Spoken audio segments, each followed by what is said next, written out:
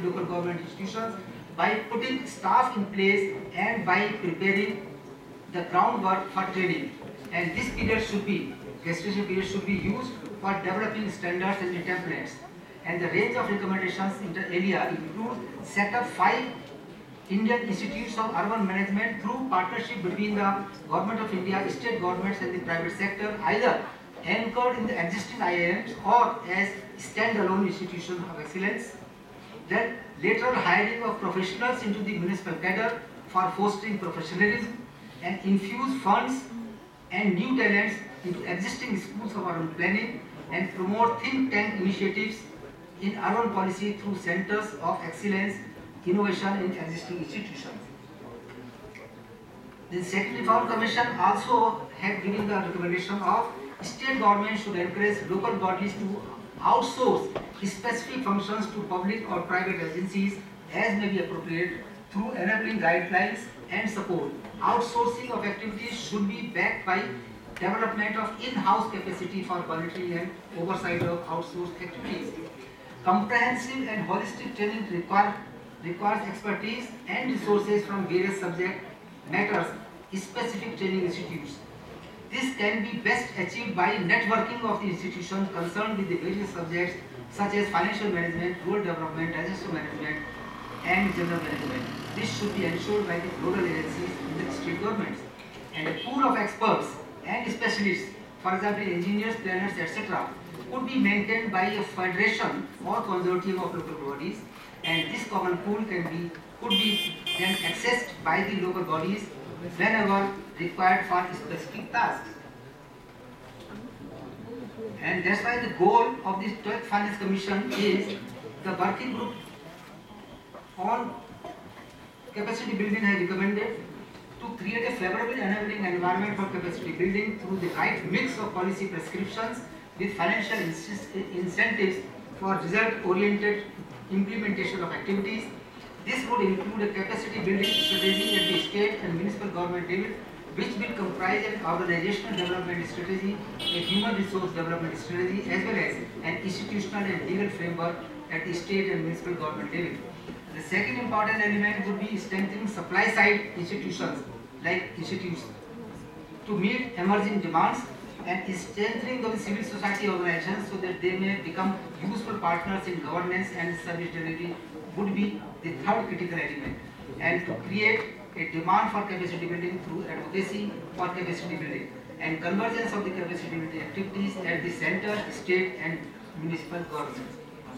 And factors for consideration are capacity building should precede project program implementation so that there is a marked improvement in implementation of the projects on the ground.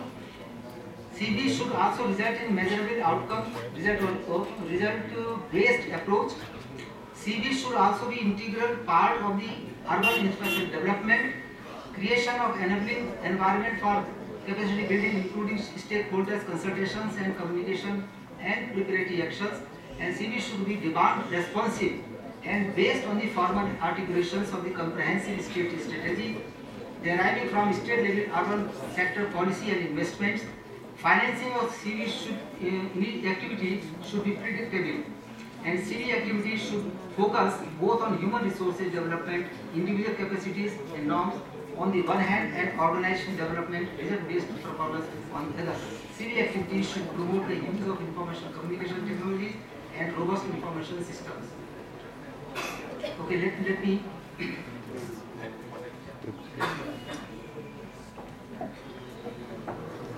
and the institutes to specialize in various areas such as urban planning, sanitation, water supply, solid waste management, revenue mobilization, e-governance, development of city development plans and slum development plans, and livelihood and asset valuation, etc., etc. And it would also be useful to network with the institutions which are working with other ministries such as Ministry of Environment and Forest, Ministry of Water Resources, Ministry of Panchayat Raj, etc. And it might be useful to encourage multiple institutions to work in the same area. Now, concluding the same. Thank you.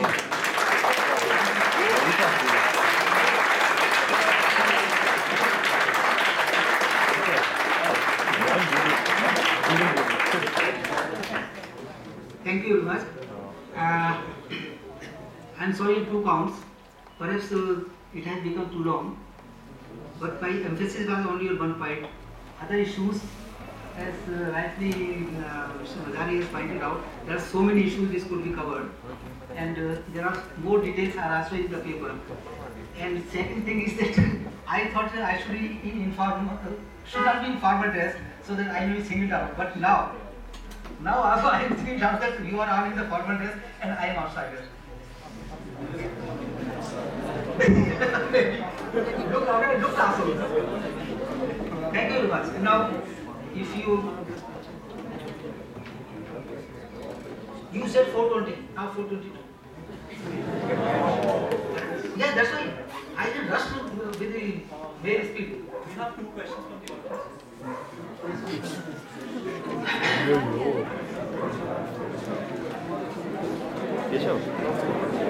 रात को बाहर जा रहे हैं। हाँ जाओ यार, अच्छा से जाओ। आप भी आ रहे हैं। कल डीएलएफ का एक सिंगल वाला असाइनमेंट। और कल पढ़ते रहे हो यार। We had so many rules and regulations, but so at the same time it makes me think, are we lacking imagination in city planning? For example, I think all the policies are crafting a homogeneous, a kind of cosmetic approach to urban planning and other things. Shouldn't we approach cities or allow cities to grow organically? For example, we have a city centered around manufacturing, a city centered around data rather than दिन treat है क्या? अब बताऊँगा। करना है ठीक है। पता नहीं कितना पता है।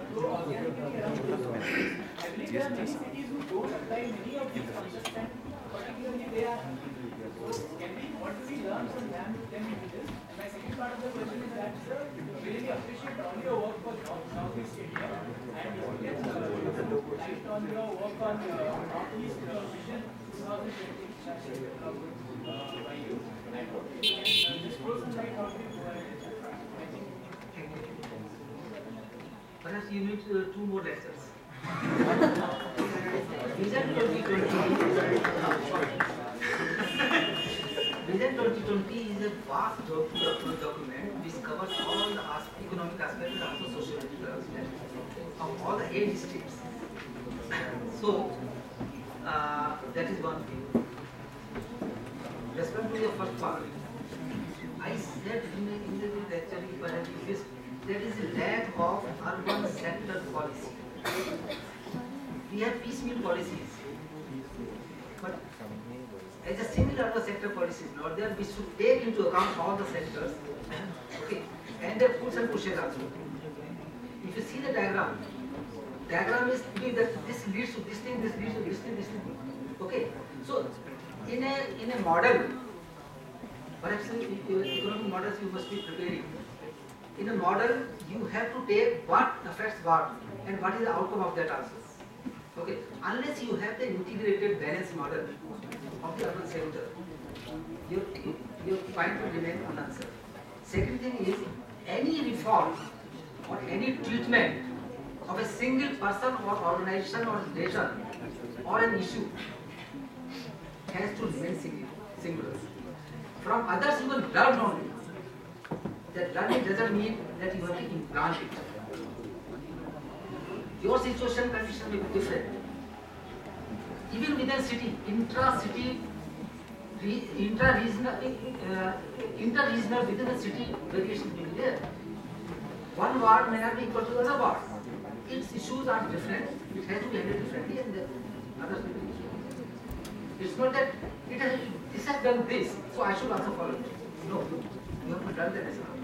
So that you study different cases, analyze them, and single out those threads which are useful.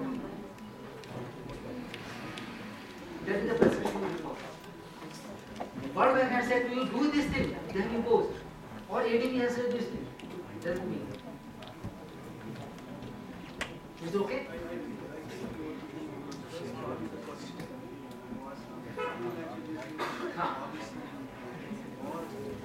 Planning process as such.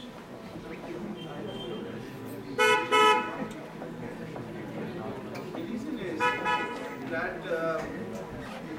that our plans are meant to be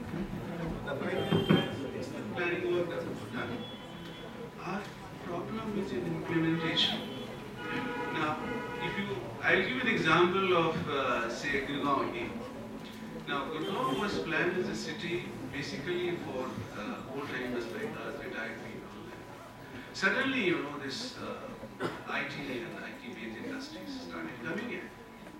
Now, we do not have a process by which we can say, oh, this is coming, let's do something about it.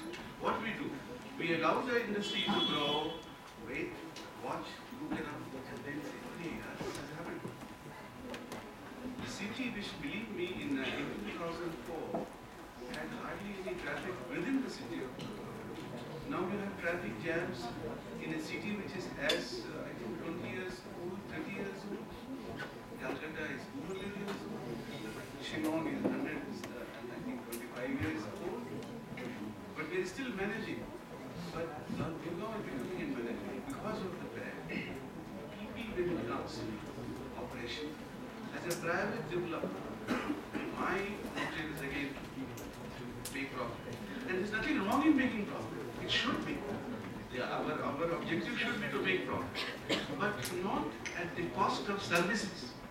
What has happened in Gurgaon, that if you look to the infrastructure of Gurgaon, particularly the roads, water, power, compare it with the public investment made in Noida. The cities are not very far. People who have come from North India perhaps will appreciate it better because they must have seen Delhi, Noida, and Gurgaon. Gurgaon infrastructure is inferior to Noida. But Noida didn't have the benefit of these industries coming first, you know. So the growth impetus is much less. What I'm trying to say that when it was planned, it was never thought, nobody thought about it, that this city will be a vibrant city. So there maybe that's why I said I partly agree with you.